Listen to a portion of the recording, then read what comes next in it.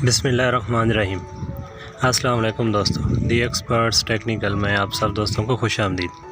दोस्तों, इससे पहले वीएफडी पे हमारी वीडियोस मौजूद हैं जिसमें हमने आपको बताया है कि वीएफडी कैसे काम करती है और स्पेशली किस मोटर के लिए कौन सी वीएफडी लगानी चाहिए, इसके मुतालिक भी वीडियो मौजूद है। तो जिन दोस्तों ने वो वीडियो नहीं देखी, ऊपर आई बटन में उसका लिंक मौजूद होगा, इसके अलावा डिस्क्रिप्शन में भी उसका लिंक मौजूद होगा, वहाँ जाके आप वो वीडियो देख सकते हैं।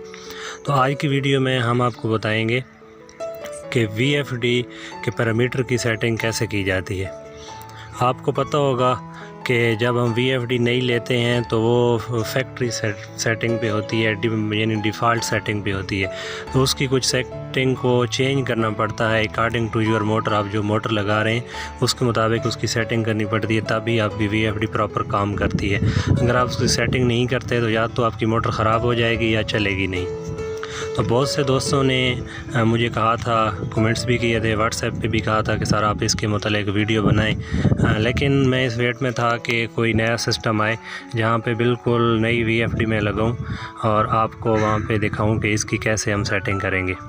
तो आज हमने एक जगह पे वीएफडी लगाई है। पहले वीएफडी ख़राब थी तो यहाँ पे हमने नई वीएफडी लगाई है, सिस्टम पहले से लगा हुआ था, तो उसकी सेटिंग मैं आपको करके दिखाऊंगा। तो वीडियो शुरू करने से पहले आपसे गुजारिश है कि एक तो वीडियो आपने कंप्लीट देखनी है ताकि आपको कंप्लीट इन्फॉर्मेशन मिल सके वीएफडी की सेटिंग के बारे में।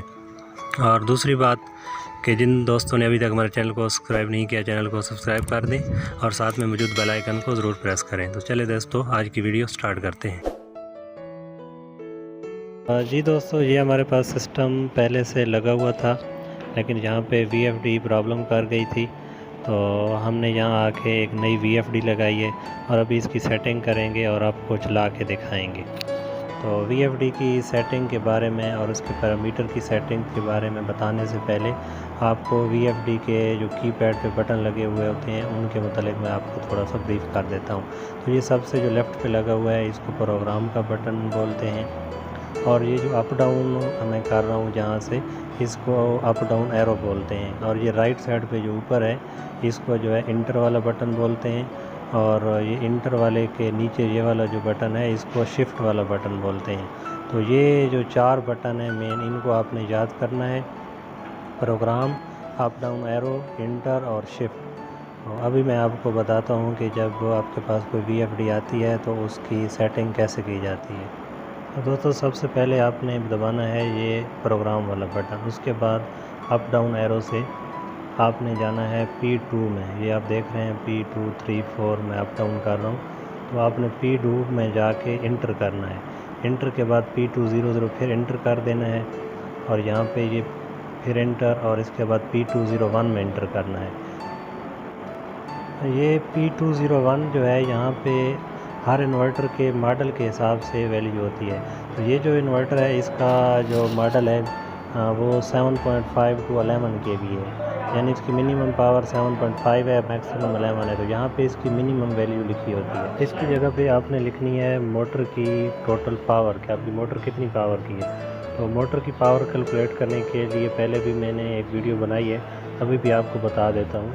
आपकी मोटर जितने हार्स पावर की है उसको आपने 746 से मल्टीप्लाई करना है, तो उसका जो जवाब आएगा वो आपकी मोटर की पावर होगी।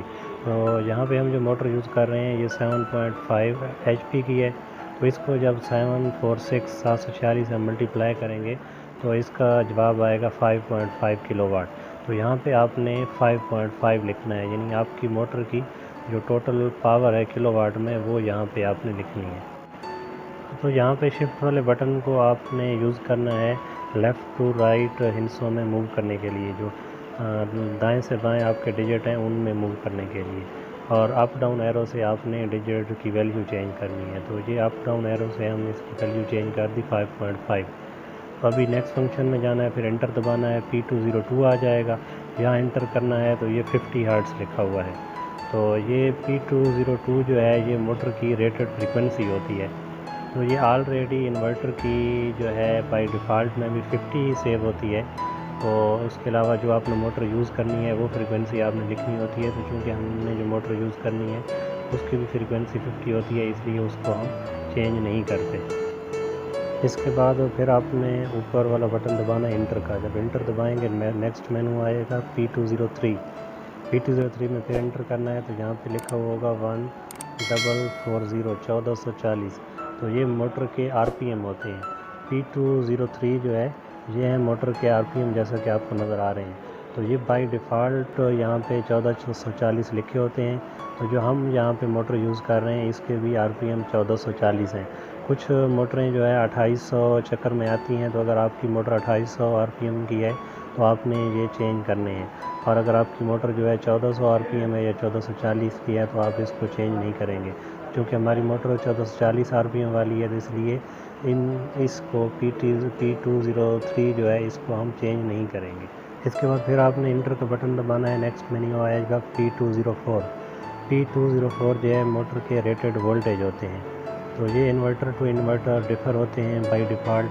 तो ये जो मॉडल है इसमें ये बाय डिफ़ॉल्ट 380 आते हैं। तो हम जो मोटर यूज़ कर रहे हैं उसके हमने करने हैं 400 वोल्ट की मोटर है 3 फेज़। तो आपने इसको 400 कर देना है। तो आपकी जो भी मोटर है वो जितने भी वोल्ट की है तो उसके वोल्ट आपने यहाँ पे लिखने हैं। तो शिफ्ट वाले बटन की मदद से मैं पहले से मैं चला गया 4 कर दिया, फिर शिफ्ट दबाया, सेंटर में आ गया, यहाँ पे मैंने 0 करनी है। तो ये 0 हो गई, 400 वोल्ट सेट हो गए। अभी ऊपर हम दोबारा इंटर का बटन दबाएंगे, ऊपर वाला इंटर का जैसे ही दबाएंगे तो नेक्स्ट मेन्यू हमारा इसमें खुल जाएगा। तो ये 400 वोल्ट हो गए। इंटर दबाया तो P205 आ गया। फिर P205 में आपने इंटर करना है, तो यहाँ आ गए 11.3 पहले से लिखे हुए हैं। तो ये जो है ये मोटर का करंट है। तो इस इन्वर्टर के मॉडल में ये बाय डिफ़ॉल्ट 11.3 आता है या बाद में 11.5 भी होता है। तो आपकी मोटर का जो भी रेटेड करंट है वो आपने यहाँ पे लिखना है। तो हमारी मोटर का रेटेड करंट जो है वो 9 एम्पेयर है।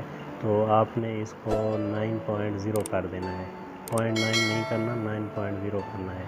तो जैसा कि आप देख सकते हैं मैं इसको ये 9 कर रहा हूँ। ये 6 हो गया, 7, 8 और 9। फिर शिफ्ट दबाना है, अगले इनसे प्यार देना है और इसको 0 कर देना है। तो ये आप देख सकते हैं ये आ गया 9 पे। यहाँ पे जो भी आप करंट की वैल्यू एंटर करेंगे, अगर उससे ज़्यादा आपकी मोटर करंट लेगी तो ये इन्वर्टर जो है फॉल्ट देगा OL1 का, कि आपकी मोटर ओवरलोड हो गई है। तो यहाँ पे जो भी आपने करंट की वैल्यू देनी है अपनी मोटर के हिसाब से देनी है। उसकी नेम प्लेट पे जो लिखा है वो लिखनी है, या जिससे आपने मोटर ली है उससे पूछ लेना है कि इसका रेटेड करंट क्या है। और इसके बाद फिर नेक्स्ट मेन्यू है, तो ये P206 है। तो इससे अगली जो सेटिंग है वो मैं आपको दिखा देता हूँ कि क्या है, लेकिन वो सेटिंग आपने करनी नहीं है, उसको बाय डिफ़ॉल्ट आपने रहने देना है। जैसा कि आप यहाँ पे देख सकते हैं P206 मोटर स्टेटर रेजिस्टेंस है, P207 मोटर रोटर रेजिस्टेंस है और P208 मोटर लीकेज इंडक्टेंस है।